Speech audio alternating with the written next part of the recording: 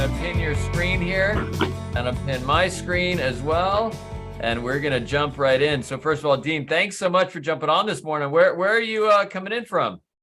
Houston, Texas today. You guys caught me in my office, so getting started from Houston. It's 9 o'clock my time. 10. I had to make sure I double checked the time like 3 times. You're like 10 a.m. Eastern. I'm like, okay, that's 9 my time. Okay, good. Yeah. So Dean, obviously, I know a lot about your background. You're a Division I athlete. You're a young entrepreneur, just a few years into entrepreneurship. Do you mind just telling us about life before work and life growing up and getting into school and playing sports and whatever else you did? Yeah, for sure. So I always start with like this fun fact. I'm the youngest of 8 children. So I got 6 sisters, 1 brother. And I'm the youngest of 8. Grew up in Midwest, so Kent, Ohio, not too far from Detroit. So I grew up there, a super small town. If you guys know Kent State, it's where that I think it's 1969 big shooting happened. But so I'm from Kent, Ohio. It's literally about a 5-mile town, no joke. Like you can get from one part to the other part in 10 minutes. And so I grew up there, played soccer my whole life as long as I could walk. That's when I started playing soccer. So about 3-4 years old. And, I just fell in love with the game. It was exhilarating. I loved running. I loved kicking. It was just cool. So played soccer my whole life, started getting serious with soccer about 9 years old. So started playing club soccer, travel teams, things of that nature. And then in high school, started to get real serious, or traveling all over the place with my club team, playing at a high level there. And then went to school. My freshman year, I actually went to school in New York. So Manhattan College, if you guys know the Jasper. So I went to school in New York my freshman year. After that, I transferred to Bowling Green, which is about an hour from Ann Arbor, Michigan. So super close. Yeah. I transferred to Bowling Green, finished up there. Played there the rest of my 3 years, and then studied supply chain, graduated with a supply chain management degree. But yeah, that's just like a little bit my kind of trajectory towards graduating college. And then post school, I kind of got into a gig with Honda. I was working as a buyer for Honda, and I was buying these little O-rings. So I was just behind a desk. Like I was running the same reports every day, had my couple of people I would call, and I just didn't like my job, and kind of I liked being in front of people. I liked being a team guy. I was a team sports guy. I was always in front of people, hanging with people, and my dad was actually the one who was like, hey, maybe you should get into sales. You might like it. And my mom was in Houston. She moved to Houston when I was finishing college, so. I was like, well, I'm going to go be closer to my mom. And that's how I landed here in Houston. Wow. So tell me this, if you were to describe Dean growing up in one word, how would you describe Dean? Yeah, I saw you sent me this question, and I was thinking about this. This was hard, but I was thinking about it. And for me, it's like this combination of two. It's fun and happy, right? Like that's me to a T. Like I'm a really fun guy. I'm a really happy guy. I had a nickname growing up. Like my guy, my college soccer team, he nicknamed me Smiles. That's what he nicknamed me. He's like, because you're always freaking smiling. You were always like, and even growing up, like that was my thing. Like I was the happy guy on my sports teams. Like I was the one, like, getting everybody together, just goofing off, things of that nature. So for me, I would definitely say like fun, happy. I kind of like bringing that kind of energy around to people. So that's what nice. Nice. So you're a fun guy, huh? So you're like a mushroom. I'm a fun guy. Like a mushroom. Okay. Some people got it. All right, very good. So tell me who's, if you were to have one person in your life that you felt was the most influential, who would you say has been that person for you? Yeah, I mean, this is like, it's just kind of cliche answer, but for me, it's my mom. Like, my mom freaking I'm the youngest of 8, like I said. My mom raised all of us. Like, my parents were married till I was like 3 years old. They got divorced. And so my mom she had me, a couple of my sisters still in the house. She even had like a couple of her grandkids that were living with her. And she like was like a badass, worked super hard. She was a social worker. So she just loved people. You know, she would like literally put all these people in front of herself. And so I think I got a lot of like the work ethic and that love for people from her. And so I would say she's for sure like the most influential. That's why I moved to Houston. Like I said, I wanted to be my mom. I'm a mama's boy. And so, yeah, my mom. Yeah, man, I couldn't agree more. I'm the same way. I think I got all my, you know, my love, my passion, and how I feel about people from my mom for sure. My dad, it's kind of funny. He was so stoic. He's just like, whatever your mom thinks. You know what I mean? That's everything he said. Whatever your mom said. That's all good. And all right, so you get into business. You learn sales. Yep. Over the course of a few years, you become an entrepreneur. Yep. Tell us about, you know, you've been an entrepreneur for how long now? So I mean, I been started my own business in January of 2021. So it's been 2 years, 2 months, really. Okay. You So know, 2 years, 2 months. What was it like getting, you know, starting your first business? Your client's AT&T, right? So you've worked with some big brands.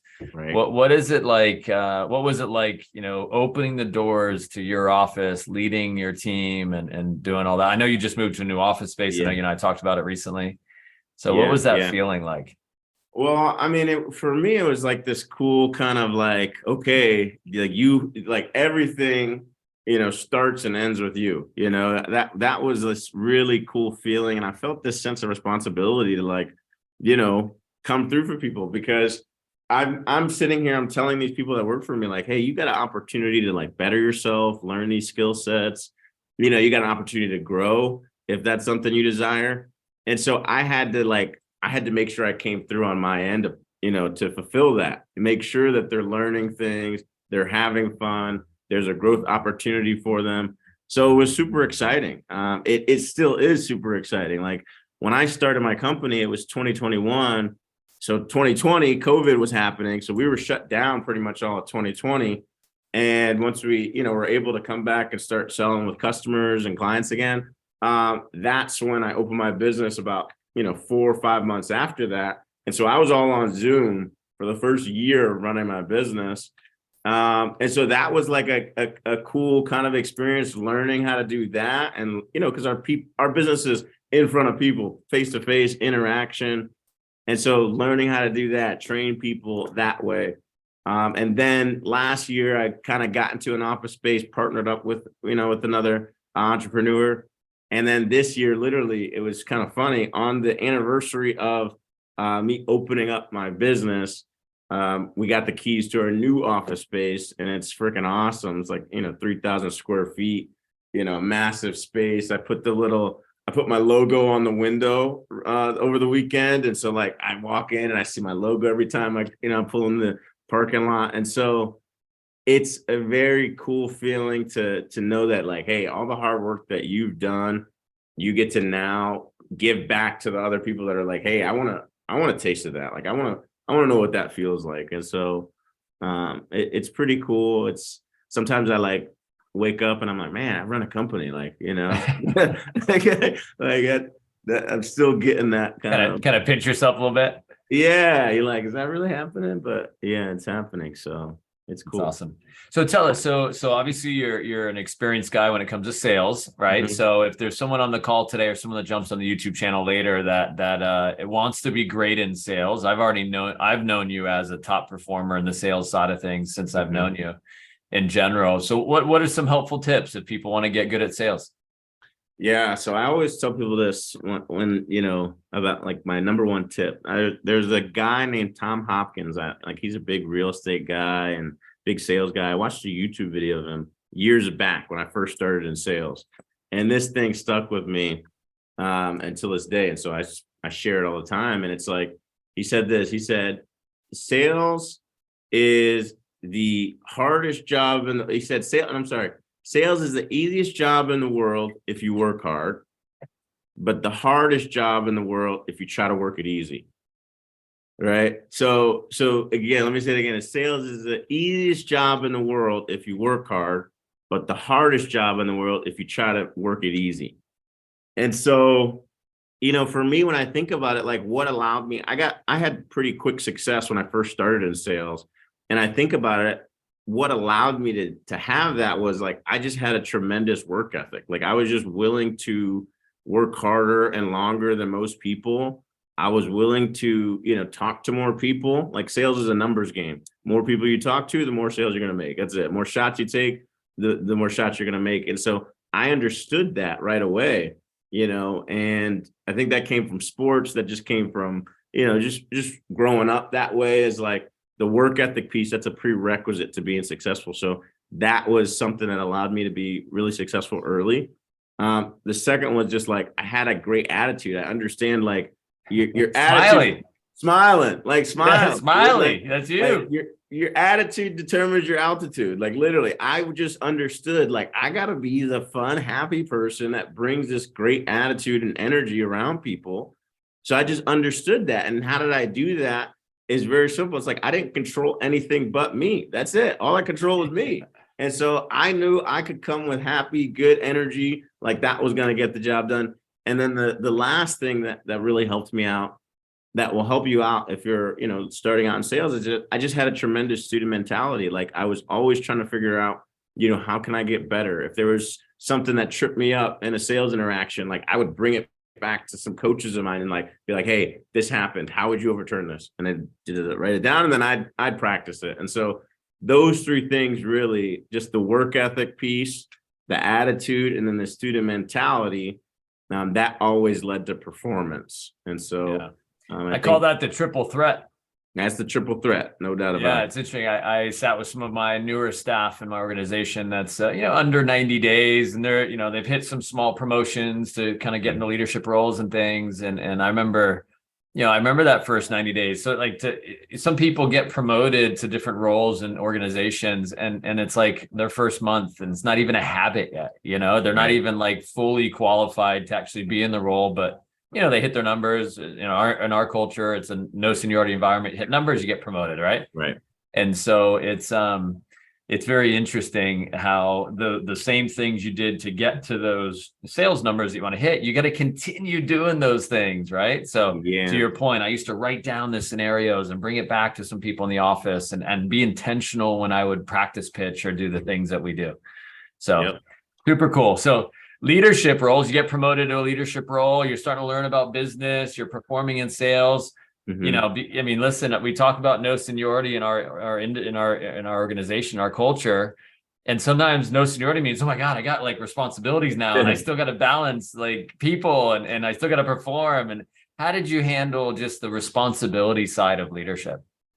Yeah, that's a good question too. And that's something I kind of struggled with when I got into leadership, like you talk about it. And I think what helped me and what allowed me to kind of get it going is I had to understand that planning, preparation, like this stuff was not like, that's not some fancy thing that people say like, hey, if you do this, it's going to help. Like you need to do it in order to stay organized, in order to ensure that you have focuses that like, you keep the main thing, like, because there can be a lot of things that you're like, I got to do this. I got to do this. I got to do that. I got to help this person. I got to, but if you plan, you prepare, you have these things written down, you have the main focuses that you need to accomplish, like things will just be a lot smoother for you and you're able to do it. So it wasn't until I really bought into that idea of like, okay, planning, preparing, like that's going to help me. It's what successful people do. Weird. That's what successful people do. And because that's the thing too that I learned is that like life's not just gonna like you're gonna get more stuff on your plate. Like if you want to grow, if you want to advance, if you want to have a family, like you want to do all these things. I understand life's gonna keep getting busier, and there's gonna be more things that pop up on in your calendar and things you need to attend to. So how do you do that? You got to be organized. You got to plan for it. You got to prepare for these things. And so I think that's what kind of helped me. Yeah, it's interesting. It's I always think to myself, like, what's the what are the threads? What are the trends of the most successful people in different industries? I saw my buddy this morning, that's the NFL referee, and we're talking about Patrick Mahomes. And I kind of asked him, I was like, you've seen this guy like literally on the field playing. Like, what do you think is the difference between Mahomes, and he's done so much early in the league compared to someone else? And he's like, Ken, it's just his mindset and how he looks at the game. I see him making calls in the field and doing things. I'm like, you're crazy for making that call. And then he does it, right? And then he's like, he's just a special player. Yeah. And he's like, for his point of view, he sees it so up close that it's like, man, like imagine the type of, what he does behind the scenes, right? I'm sure he does the films. I'm sure he does everything. So he knows people's tendencies, so he can make calls in the field in a split second. I don't know if you've seen the ESPN stuff, but they talk about a quarterback walking up to the line, all the decisions they make in a matter of seconds to even get a playoff. Man, like that to me is awesome. I love that stuff. Yeah. So that's what I'd say for any leader. It's just, planning and prepping. Awesome. If you buy into it and you get into it, it'll help you out in the long run. I still do it to this day. Like Ken's on you get an email from me every week, every Sunday, and it's been happening for 2 years plus now. So yeah.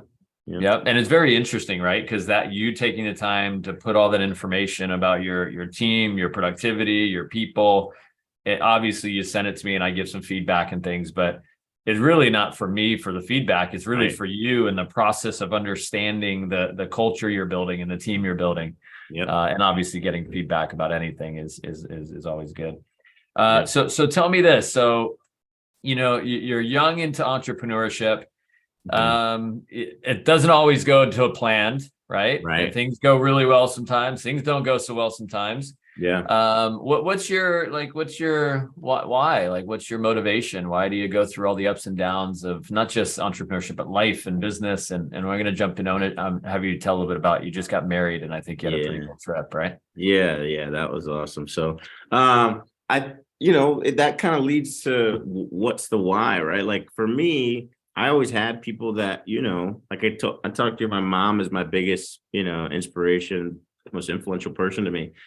She took care of me when I couldn't take care of myself, and she was taking care of a lot of people, and when they couldn't take care of themselves. And so for me, that's a major why for me. Like, I want to be able to take care of myself and my future family in a tremendous way. I want to take care of the people that took care of me when I couldn't take care of myself. Those are major reasons why. And I want to have that kind of freedom to make decisions and go where I want and be where I want when I want to be there, and not have it affect any kind of income or so I can't do something in the future, So for me, I just want to live a great life and provide for, my future family. I got coaches that I see that are able to do that. You're one of those guys, Ken, that I see you live this kind of, this is great life, this full life, family man, businessman. And I see that for myself. So that's kind of the big motivation, the why. Nice. Yeah. And tell us about that wedding. You just got married, right? And obviously it was tricky. It was literally the same day as my cousin's wedding. So unfortunately I couldn't meet you in Mexico. Yeah. But tell us about the wedding. How did it go? Where did you go for your honeymoon? Because listen, as much as you appreciate the kind words about me, but man, you do the same for your people too, the stuff you're doing. Yeah, dude, it was awesome. It was, and I tell people this too, like I tell my team, I've been afforded to do this through me being in entrepreneurship. We got married in November in Mexico, in Querétaro, Mexico. So it's central Mexico, about 2 hours from Mexico City. And we got married at this beautiful hacienda. It's like this stone fort castle kind of thing we got married in. And our dinner table was, my wife's a chef, so she's like a trained chef. And we had this long, massive one table. It was like 250 people at one table, all family style. It was it was like a dream type of wedding, I was thinking about it, and people were asking me, how'd you feel on that day? And it was like I was floating, man. It was you couldn't even dream this kind of stuff up. We just got our wedding video actually the other day, and I was watching it, crying like a baby again. I cried like 4 or 5 times during the wedding, but but it was pretty magical. It's okay. Real men cry. I cry all the time. So Oh you're yeah, good. absolutely real men cry for sure. But yeah, it was magical, man. It was like, and it was cool because I had, my family there. She had her family there.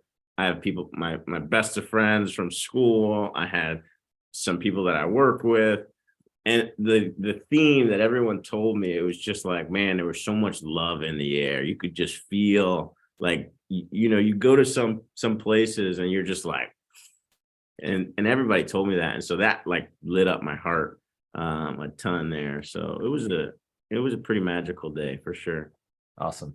Yeah. Tell us about the honeymoon. Where'd you go on your honeymoon? You don't have to go into all the details, but yeah. So honeymoon, yeah. So honeymoon was a great time. So we got married in November, came back, and then we stayed, back in Houston for a couple of weeks, and then we went to Thailand. So Thailand for 2 weeks. So I got married. So this is what I'm talking about. Like I was afforded this, and being an entrepreneur is like, we got married. That was a week long. I was away from my business like a week. I didn't have to ask anybody. I just did that because that's what I wanted to do. Come back, we're putting in work. We're doing what we need to do. And then for 2 weeks, we're gone across the world, literally. It's a 24-hour flight to Thailand for 2 weeks. And so it was a great time. We're in Bangkok. We're this crazy city. It's wild there. And then we went to Phuket. The beach vibes, and so that was awesome. We had like a pool villa, those pools that you can swim in, you're just looking at the beach, and like that was great. And but yeah, it was just an awesome experience too. I was talking to my wife about it the other day. I was like, I can't believe we did that. Yeah. And it goes by so fast, doesn't it? It goes by so quick. And so that was a pretty magical time too. And so I'm excited to make more memories like that and take trips like that with people that I love, my kids when I have them in the future. Like that's what fuels me. That's my why, is to have those experiences with the people you love. I think that's what it's all about, 100%.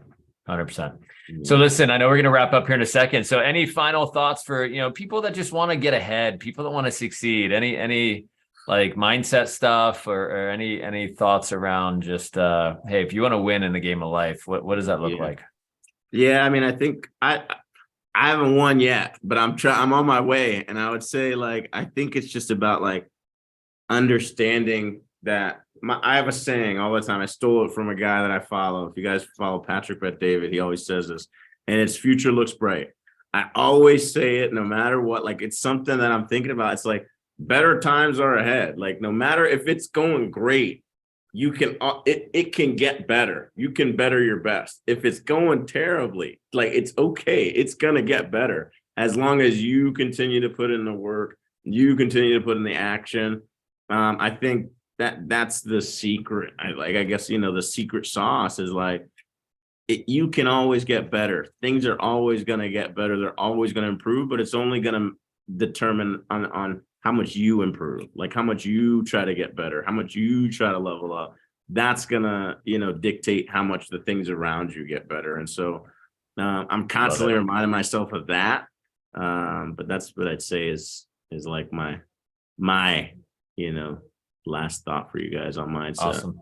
Couldn't agree more. And I like, right behind you, it says nothing is given, everything is earned, right? So yes, it kind of goes into the motto of that I live by, and it's 100%. I remember my mom, again, the American dream type of story, coming to America from South America, and nothing's handed to you. You got to go out and earn it. And if you choose to go the risky route, I guess, as some people say, is entrepreneurship. And listen, we did a meeting yesterday in the office about all the companies this year that are laying off thousands of people.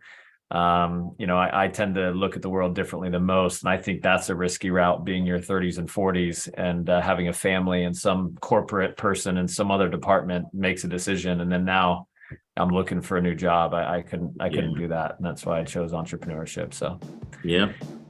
Yes, awesome. Well, Dean, thank you so much. If you're in a place where you can take your phone, cell phones, computers, whatever off of mute and say thank you, appreciate that. Happy Friday, everybody.